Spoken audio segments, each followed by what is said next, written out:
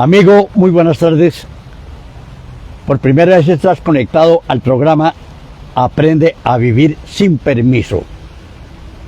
La responsabilidad la tiene Rafael Díaz Mesa, quien les habla, y que tiene la pretensión de que, sin necesidad de hacer mucho esfuerzo, tú tengas saberes novedosos, prácticas, técnicas, herramientas que te van a servir para el resto de tu vida y para que ésta tenga un nivel mucho más alto del que hasta ahora lleva. Hoy el tema es este: cómo ser un pensador práctico. Bueno, la gente lo primero que pregunta es, para ser pensador uno tiene que ser muy instruido, tiene que ser muy inteligente, tiene que ser un sabio. No, el programa y todos los textos están hechos para cualquier persona. Está dirigido a todo el mundo. Aquí no necesita ser sabio, no se necesita ser artista, porque toda persona puede aprender a pensar. Y empecemos con lo primero. Desde hace unos 100 años, las gallinas aprendieron a cruzar las carreteras. ¿Por qué las gallinas no cruzaban antes la carretera o no sabían hacer? Era muy sencillo, porque realmente era reciente la invención de los automóviles. Entonces las gallinas no miraban hacia una sola dirección, no miraban las dos. Por supuesto, la mortandad de gallinas era escandalosa. La pregunta entonces es esta. Primer punto para empezar a pensar: ¿por qué una gallina cruza la carretera? Me voy a valer de Alejandro Snark Kimberg. Él es un escritor chileno, contemporáneo, que nos da una respuesta a estas preguntas. Por supuesto lo hace en un tono irónico, con cierta, discúlpenme la expresión, pero vamos a utilizar expresiones colombianas, con cierto mamagallismo. Y entonces, por ejemplo, dice, si a Aristóteles le preguntan eso, él contestaría: porque está en la naturaleza de los pollos cruzar las carreteras. Si le preguntan a Sigmund Freud, el padre del psicoanálisis, él diría: el hecho de que estén preocupados porque la gallina cruce o no la carretera ya es un reflejo de tu inseguridad sexual.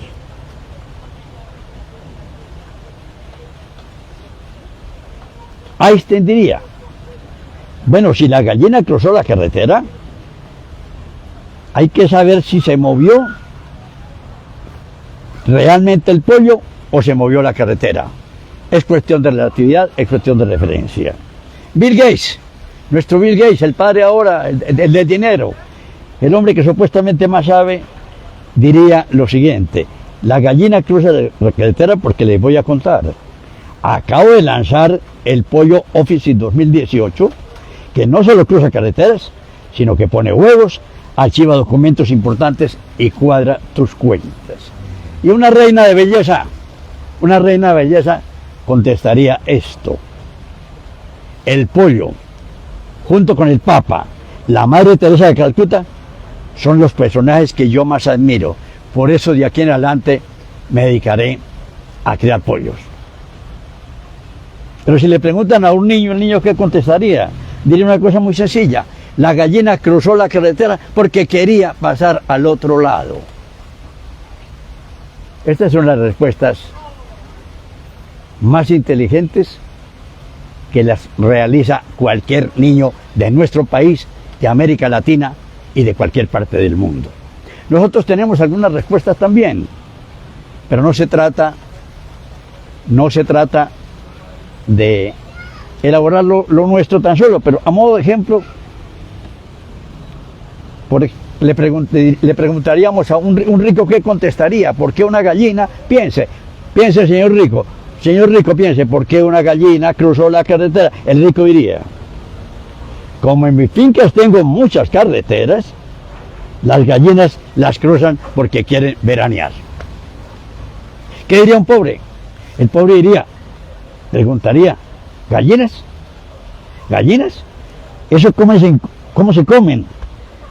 Si ya todo está a precio de huevo.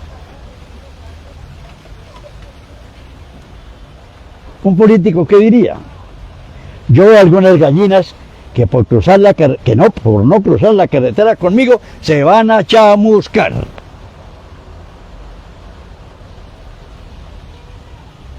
Un gobernante, especialmente los gobernantes de América Latina, ¿qué contestarían hoy cuando les hacen esa pregunta?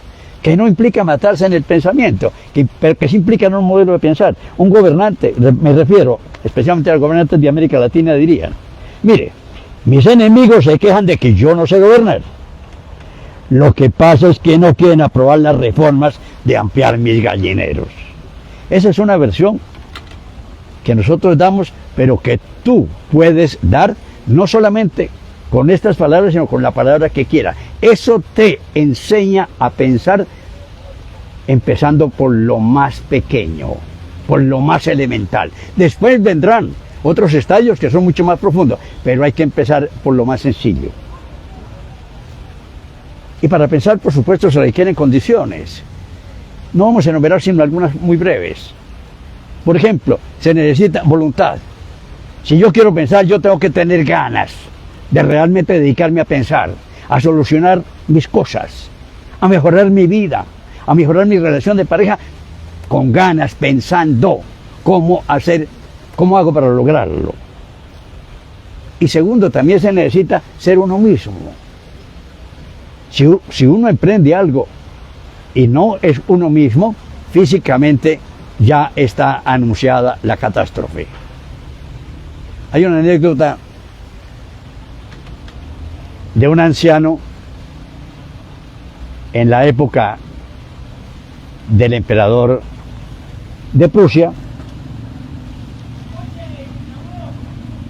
que le pregunta, se encuentra en la carretera y le hace estorbo, la presencia del anciano le estorba al rey, no era emperador, sino un rey, le estorba y entonces le dice, quítate de ahí, ¿tú qué haces? Entonces el anciano le dice, no me dé órdenes porque yo soy un rey.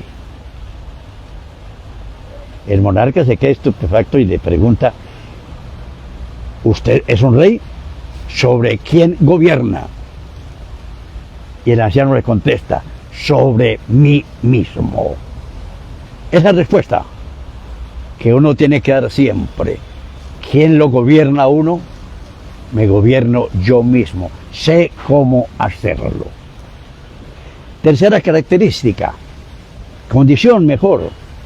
Uno tiene que no permitir, si quiere ser pensador, si quiere ser cualquier cosa, no puede permitir que nadie lo limite. Porque si alguien lo limita, si alguien le pone corsés, si alguien le pone barreras, si alguien le pone cortapisas y uno las admite, simple y llanamente queda a merced de esa persona. Tal vez hay un cuento que es aplicable, historia aplicable en todos los países del mundo, pero este lo tomé de un argentino, que cuenta como un niño de 7 años se queda en el segundo piso, junto con su hermanito de 10 meses. De pronto se incendia el apartamento. Está en el segundo piso. El niño, precipitado, ve muchas llamas, coge el morral de la escuela, mete al niño dentro del morral, a su hermanito de 10 meses lo mete dentro del morral, coge una cornisa y arranca a tratar de ganar con una cuerda el primer piso, y efectivamente lo logra. ¿Por qué lo logró? Preguntamos.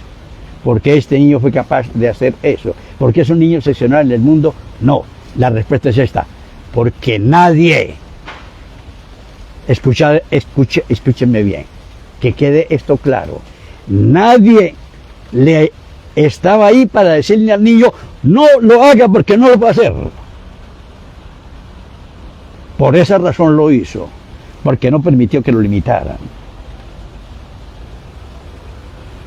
Bueno, y aparte de eso se requiere ¿qué? Se necesita pues divertirse.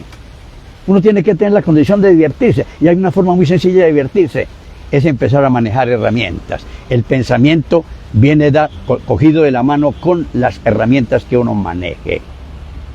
Si uno no maneja herramientas, como dicen las niñas o los niños, estamos en nada.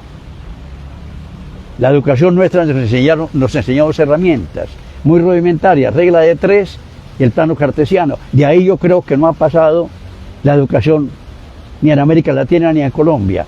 Ya cuando es un poco especializado, entonces empiezan a hacer una cosa de DOFA, algo elemental. No sé si hay una persona que está interactuando, con mucho gusto. Bien, aquí me dicen que debo continuar, entonces yo continúo. Entonces simple y llanamente decimos, el manejo de herramientas es lo primordial en la vida. Una herramienta es la mano, la tercera mano de una persona, de un humano. La herramienta, a diferencia del mapa, hay una gran diferencia entre una herramienta y un mapa. Un mapa es un gráfico en el cual tú ves un lugar. En cambio, la herramienta es la pica con la cual tú puedes cavar en el lugar donde está el tesoro. Hay mucha diferencia en esos dos conceptos, a pesar de que la gente cree que el mapa es superior a la herramienta llamada pala. Bueno, sobre esto hay muchas herramientas. Yo suelo seguir a uno de los mejores autores del mundo, acaba de morir, que se llama Edward de Bono. Es inglés. Nació en Malta, que era protectorado de Inglaterra. Para que nos acostumbremos, para que conozcamos un poco a ciertas personas, digamos esto. En el año 2000, Inglaterra hizo una gran encuesta para saber cuál es el mayor pensador de todos los tiempos de cualquier país del mundo. Excluyó a Sócrates. Excluyó a Sócrates porque consideraron los ingleses que realmente a Sócrates no le daba la talla nadie. Y Edward de Bono fue elegido como el mayor pensador de todos los tiempos, especialmente por la capacidad que tiene de fabricar herramientas. Es una persona que inventa herramientas. No hace inventos de descubrimientos como televisión y eso. Inventa herramientas. Le dice a la gente cómo hay que trabajar cualquier elemento, cualquier cosa. Cómo hay que pensar, cómo hay que vivir, cómo hay que tener pareja, cómo hay que estudiar. Cosas supremamente prácticas en la vida. Rafa, qué pena la interrupción. Edilma Porras te manda un saludo y te pregunta cómo adquirir buenas herramientas en el plano de la educación. Es una pregunta muy importante. Quiero decir de una vez una cosa. Si es Edilma, creo que es mi señora que me está llamando. Noten esto.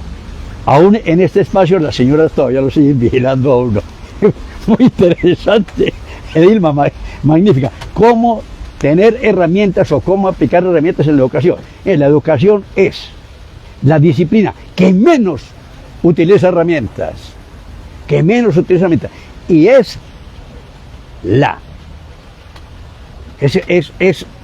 la institución que está llamada a tenerlas todas y a solucionar todo, pero nunca hemos querido. ¿Cómo se hace para esto? Elementalmente. Claro, hay necesidad de meternos a la lectura de algún tipo de herramientas, pero por ejemplo, en educación diríamos una cosa muy sencilla. Voy a colocar un ejemplo que es elemental. Fernando González. Fernando González es entre nosotros uno de los dos filósofos que Colombia tiene. Fernando González era historiador y escribía sobre Simón Bolívar. Era crítico, es el filósofo de Envigado, y él quiso escribir un Simón Bolívar completo. Y entonces dijo, lo primero que yo tengo que hacer es saber cómo era la voz de Simón Bolívar. Como para esa época no había forma de grabar la voz humana, ni ninguna voz, que por lo menos nosotros sepamos, simple y llanamente, él dijo, Simón Bolívar tiene una característica. ¿Qué es Simón Bolívar? Una persona que tiene muchos contactos con mujeres, es decir, que realiza muchas relaciones sexuales. Los que realizan muchas relaciones sexuales son los gallos. Los gallos. Entonces él se llevó un gallinero, armó en su casa un gallinero. Y llevó un solo gallo y empezó a grabar cómo era que el gallo cantaba después de hacer el amor, entre comillas, para utilizar un lenguaje vulgar. Yo no sé si esa herramienta le serviría o no. Mire, las herramientas hay necesidad de aprenderlas en educación. Fundamental, son muchas las herramientas. Esto daría, no para una charla, esto daría por lo menos para un programa de unas 1000 horas para hablar de herramientas. Pero si el hombre tiene unas 50 herramientas, con él se defiende. Con 50 herramientas que tengamos nos defendemos. Rafa, Oscar Carreño te envía un saludo y pregunta, afirma, Maquiavelo dio excelentes herramientas al príncipe, en el príncipe tal vez, vigentes todavía, el príncipe de Maquiavelo. ¿Qué opinas? Sí, por supuesto. Maquiavelo era un gran pensador. Algunas personas lo critican. Señor Carreño, muchas gracias por haberse comunicado. Usted es una persona que me gusta que esté pendiente. Maquiavelo es un gran pensador que manejó herramientas. Algunas, como tú lo afirmas, no han pasado de moda. Pero hay una cosa más que la herramienta que manejaba Maquiavelo. Es un pensamiento escandalosamente productivo, operativo, no la cháchara que vemos hoy. Maquiavelo se centró en lo que es operativo y por eso llegó a afirmar unas cosas que hoy nos pueden repugnar, pero que para un príncipe son su carta de navegación. Oscar, muchas gracias por tu pregunta. Bueno, Edward de Bono, tiene muchas herramientas. Una herramienta muy conocida son 6 sombreros para pensar. ¿Qué fue lo que hizo Edward de Bono con 6 sombreros para pensar? Lo que hizo fue lo siguiente. Tomó el color de 6 sombreros y dijo, en todo lo que tú vayas a hacer, en lo que vayas a emprender, debes siempre tener un grupo, unos responsables que se pongan un sombrero. Un sombrero amarillo para esto, un sombrero para esto, un sombrero para esto. Y en toda actividad debe haber un sombrero. Cuando tú vas a hacer un negocio, cuando emprendes un proyecto, siempre utiliza 6 sombreros de color distinto. Cada uno significa una cosa. No me voy a explayar en esto porque ese sí que es un tema importantísimo. Pero en algunas partes del mundo enseñan los 6 sombreros como una asignatura específica. Simplemente quiero un ejemplo. Sombrero negro. Dice de Bono, sombrero negro tiene que utilizarlo en todas las cosas porque el sombrero negro es la persona que le va a decir a todo que no. Es el abogado del diablo. Cuando tú te vas a casar, Iván, es bueno que tengas una persona con sombrero negro que te diga que no. De pronto te va bien. Porque hay 5 sombreros más que están en contradicción con este sombrero. Pero debe tener ese sombrero negro, que es el abogado del diablo, el que le dice a uno que no. El abogado del diablo van a santificar a una persona, la iglesia se inventó esta figura, entonces hay que colocar un abogado que sea contradictor, una especie de fiscal que acuse al candidato a ser santo. Hay que tener sombrero negro para todo. Para este programa, yo desde luego ya me he puesto muchas veces los sombreros negros, con la esperanza de que ninguna de las personas que me ven me siga reafirmando el sombrero. Ojalá que no me pongan ese, me gustaría el verde, que es el que deja pasar las cosas. Mire, otra herramienta, esto, si se puede, mira, esta es una especie de rotero que tengo para la charla. Son los mapas mentales que ideó Tony Buzan, un inglés, escrito Buzan, B-U-Z-A-N, Tony Buzan. Tony Buzan son mapas mentales. ¿Para qué sirven estos mapas mentales? Edilma, los mapas mentales, Edilma que me preguntó, los mapas mentales sirven absolutamente para todo, pero especialmente para sostener una charla. Si yo en una charla tengo un mapa mental, difícilmente alguien me va con una interrupción a sacarme de mi espacio, porque el mapa mental se mueve como las manecillas del reloj. Va de izquierda a derecha y en círculo. Son radios, no son líneas rectas. Yo aquí no tengo ninguna línea recta.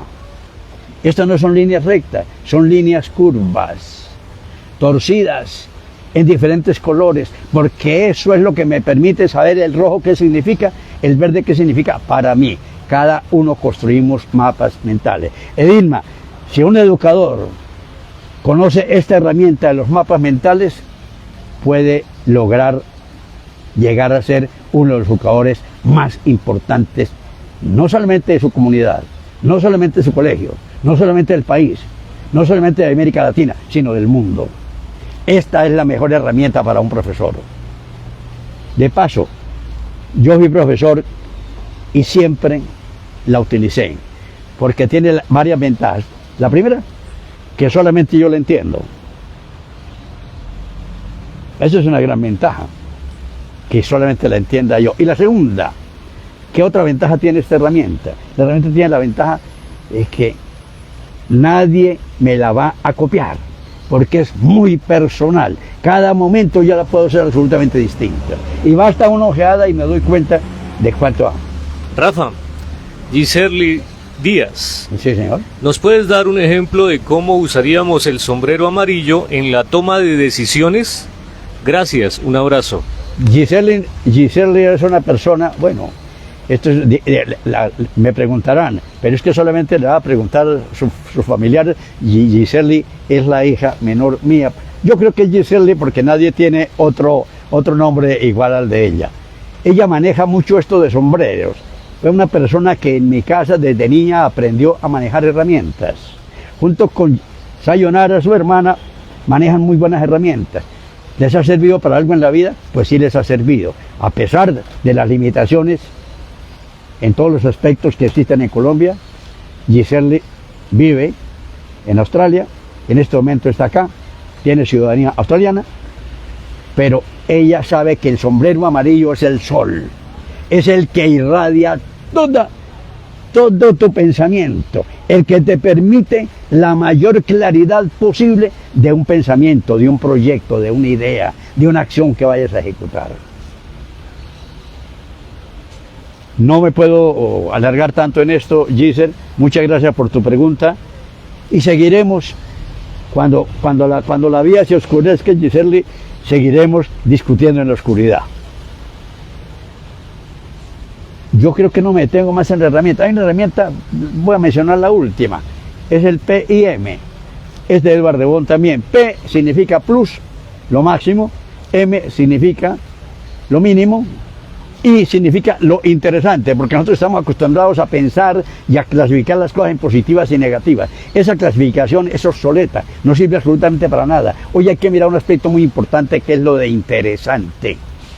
Y entonces si hiciéramos un cuadro, lástima que no lo permite acá, si hiciéramos un cuadro, nosotros tendríamos cómo pensamos nosotros o cómo el hombre piensa de una manera, es decir, le da más prioridad a un cuadrito, a la parte de plus, la mujer le da más prioridad. De pronto no están de acuerdo conmigo y es porque me equivoqué. La mujer le da más prioridad al menos. Y claro, mucha más importancia al interesante. Para una mujer lo importante es que uno vaya bien vestido, que los zapaticos le brillen, que los cordones estén bien anudados, cosas que no serían de fondo, pero que sí son interesantes. No es lo mismo presentarse uno más o menos bonito como me presento yo hoy, que presentarse como se presenta Félix, supremamente feo, mal vestido. Cierto, hay una diferencia. ¿Cómo piensa un hombre? Un hombre piensa y le coloca exclusivamente su franja de lo plus en lo máximo, porque el hombre maneja el hemisferio izquierdo, entonces es rígido. La mujer maneja el hemisferio derecho y por eso es mucho más flexible. Rafa, ¿Sí? hablando de Félix, te envía un saludo y dice: Edward de Bono decía que era abogado del diablo. ¿Un abogado podría desinhibirse de ser abogado del diablo, del mal? No, a ver, yo no me he hecho entender. No es que de Bono inventar los abogados del diablo, los inventó la Iglesia Católica. No, los inventó la Iglesia Católica. Pero el abogado del diablo, lo que significa no es que sea malo, es que toda cosa que se somete a discusión o toda persona que nos sometamos a una discusión, debe haber alguien que esté contra nosotros, porque cuando todos están contra uno muy grave, pero si todos están a favor de uno, muy grave. Solamente esto, ¿qué tal que Venezuela estuviera ahí todo a favor del doctor Maduro? Gravísimo. Por fortuna tiene contradictores. Esos son abogados, no porque sean malas personas, es porque tiene el papel de decirle no pase esta cosa sin haberlo analizado. Y ya que me hicieron una pregunta, ¿me quieren hablar de tiempo? ¿Cuánto llevamos? Rafa, vamos muy bien. Exactamente, han pasado 20 minutos, 20 todavía minutos. nos quedan 10 minutos hablando con la gente, gracias a Virginia Díaz. A Mayito Camacho Bolívar, Virginia te pregunta: ¿cómo influye la meditación en el pensamiento? La meditación. Yo soy muy ignorante en materia de meditación. No sé cómo influirá, pero permítame, debo lanzar una hipótesis. Yo pienso que es la condición ideal para que una persona pueda pensar. No lo coloqué dentro de las condiciones estas, pero gracias, Virginia, por haberme recordado, haberme mostrado cuál es otra de las condiciones importantes. Pienso que la meditación es esa. Bueno, como nos quedan 10 minutos, hagamos lo siguiente. La gente dice, ¿y para qué esto funciona o no funciona? Esto funciona, el pensamiento no funciona. Solamente le doy un ejemplo. Mire, en una venta de la calle, un señor estaba vendiendo aguacates. Aguacates y puso aguacates a 9,000 pesos. 9,000 pesos los aguacates. 3 por 30. Un académico, profesor de economía de la universidad, no voy a decir de qué universidad, dijo, definitivamente estamos frente a un idiota. ¿Cómo es posible que un aguacate valga 9,000 pesos y 3 aguacates, en lugar de valer menos de 3 por 9, 27, valga más, 30? Entonces vino y compró un ratico un aguacate, otro ratico otro aguacate, ya. Y le dijo al señor, ¿quiere que le dé una lección de economía? Eso que usted está haciendo es absolutamente equivocado. Y le explicó por qué era equivocado. Entonces el señor le dijo, el vendedor le dijo, el equivocado es usted. Porque usted venía solamente a comprarme un aguacate y por el letrero me compró 3. Sirve para algo el pensamiento. Sirve para algo ponerlo en práctica. Bueno, hay muchas formas de pensamiento. Por ejemplo, el pensamiento es pasivo, que es el pensamiento académico, lo que nos enseñaron, a pensar de manera recta, a repetir las cosas. Ese es el pensamiento pasivo. El pensamiento activo es el no académico, es decir, el que le enseña a uno a hacer. Eso es lo que necesitamos, un pensamiento activo a hacer. Y mucho más allá de esas formas de pensamiento, hoy los psicólogos han ideado otras formas de pensamiento mucho mejores. Por ejemplo, Wilford en 1951 ideó este tipo de pensamiento. El pensamiento divergente y el pensamiento convergente. El pensamiento convergente es el que mira en una sola dirección. Todo confluye acá. El pensamiento divergente es el que mira en varias direcciones. Rafa, un saludo para... Qué pena la interrupción. Diego Torres tiene una pregunta muy profunda. ¿Se la dices, Félix? Diego, con mucho gusto. ¿No? Diego, doctor Rafael, ¿qué fue primero, el huevo o la gallina? Tremendo, ¿no? La pregunta es tremenda. Pero, Diego, gracias por la pregunta.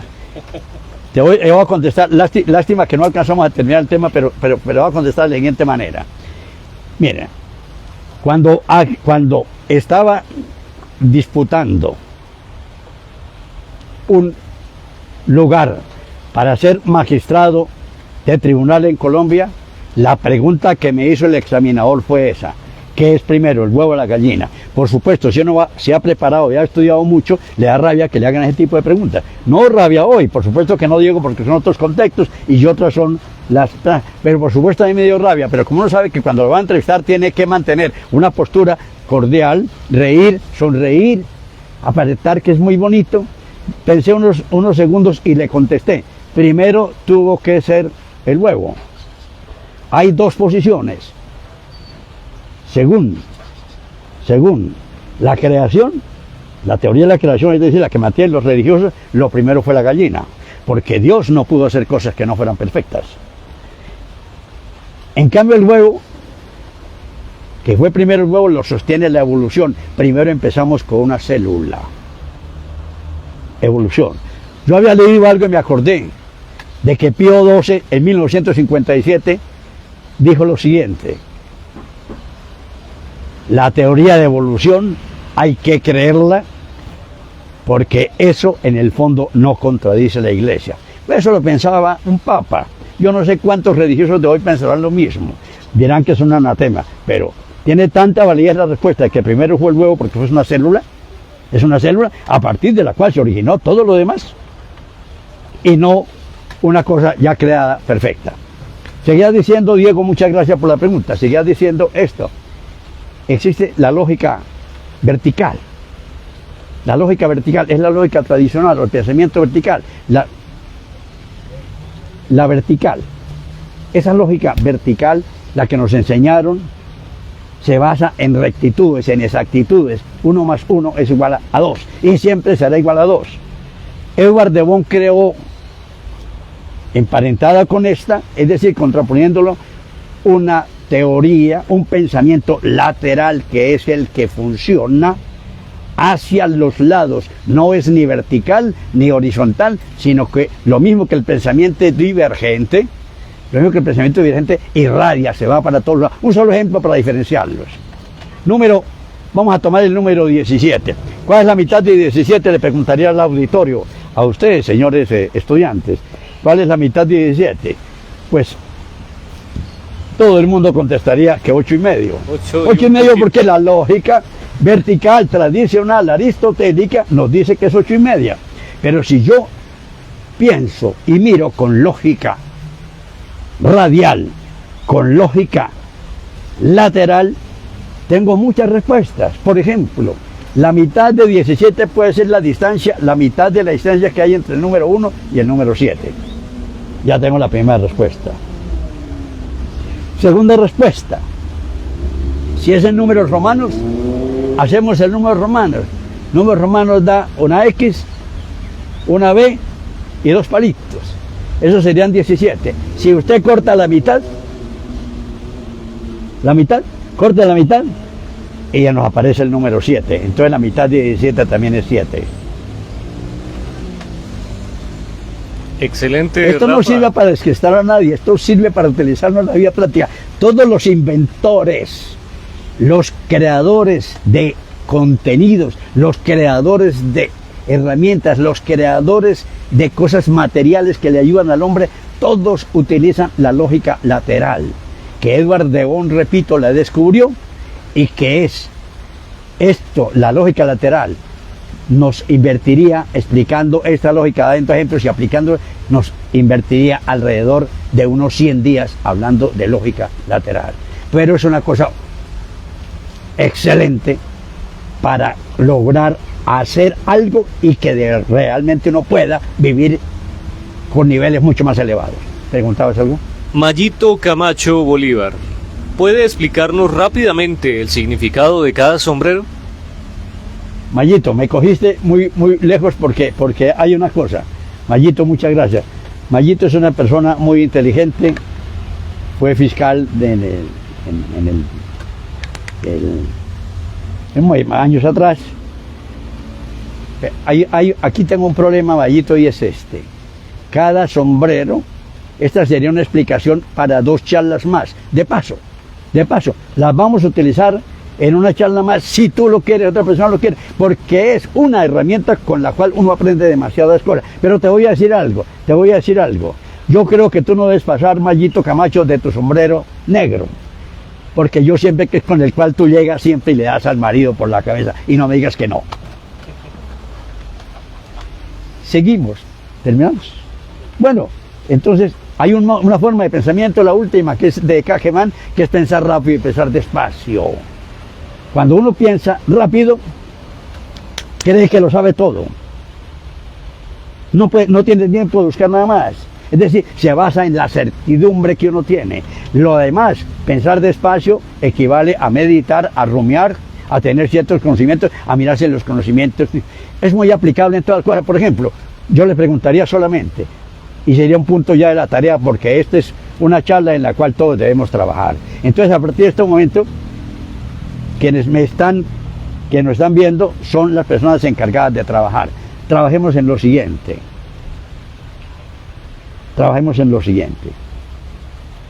Una cosa, pensamos cómo contestaría un enamorado a la pregunta de por qué la gallina pasó al otro lado. Pensamos cómo contestaría un congresista. ¿Por qué no pensar cómo contestaría un ecologista? ¿Por qué no pensar cómo contestaría un tirano? No sé, me quedó algo en la pregunta que me has hecho, ¿me la quieres repetir?